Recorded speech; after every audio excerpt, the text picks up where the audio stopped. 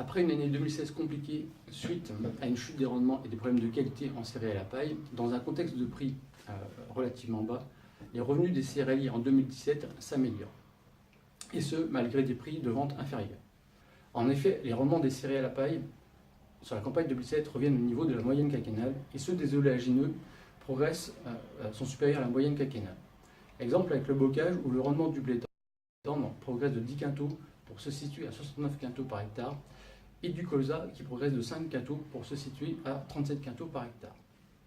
D'autre part, les intrants diminuent d'une cinquantaine d'euros par hectare, principalement du fait des charges d'engrais compte tenu de son prix. Dans ce contexte, la marge brute des cultures progresse d'environ 150 euros par hectare. Quant aux charges de structure, elles continuent leur évolution à la baisse. Il y a des phénomènes mécaniques. Les cotisations sociales 2017 sont impactées par les bas revenus 2016. Le prix du carburant diminue depuis 2016 également. Mais il y a aussi des choix des exploitants qui permettent de réduire ces charges de structure, notamment une politique d'investissement ralentie, même dans un contexte d'avantage fiscal dans le cadre du suramortissement. Entre 2013 et 2017, les charges de structure devraient baisser d'environ 100 euros par hectare. L'évolution des marges est légèrement différente selon le secteur de la Vendée. Et encore une fois, les rendements sont relativement hétérogènes, selon le potentiel agronomique, l'itinéraire culturel et les conditions climatiques locales. Au niveau du bocage, les bons rendements en blé tendre et les très bons rendements en oléagineux au regard des moyennes quinquennales confortent la marge brute des cultures. Pour la plaine, c'est le blé dur et le maïs grain ont des rendements au niveau de la moyenne quinquennale. Il manque encore quelques quintaux pour le blé tendre. Quant au marais, les marges du blé dur et du tournesol sont confortées par les très bons rendements en blé dur et en tournesol. Dans ces conditions, les ressources financières des céréaliers vendéens au travers de l'EBE se confortent entre 2016 et 2017. Et ils progressent d'environ 150 euros par hectare. Par UTH, les tendances de BE sont les suivantes.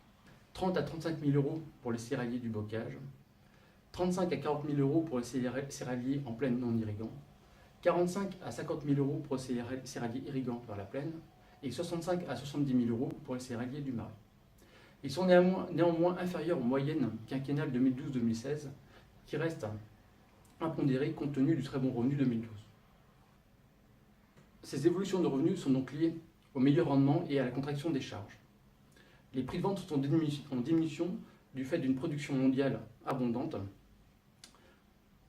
La production russe pèse sur le prix du blé tendre. La production américaine, brésilienne et argentine pèse sur celui du maïs. L'appréciation de l'euro par rapport au dollar pèse sur la compétitivité des céréales françaises. Cet élément impacte le prix du blé tendre et du maïs d'environ 15 à 20 euros la tonne et de 30 euros la tonne pour celui du blé dur. S'il y a eu quelques opportunités intéressantes début juillet, depuis, les prix sont en diminution et relativement bas. Dans ce contexte, plusieurs éléments amènent les exploitants à s'interroger sur la stratégie à adopter. Les rendements sur les cultures conventionnelles stagnent depuis plusieurs années. Les cultures conventionnelles à forte valeur ajoutée sont moins accessibles. D'autre part, le prix des reprises des exploitations reste important. Tout ceci dans un contexte d'une concurrence mondiale accrue, d'un climat changeant et d'une réglementation environnementale qui se durcit au regard des discussions récentes sur le glyphosate.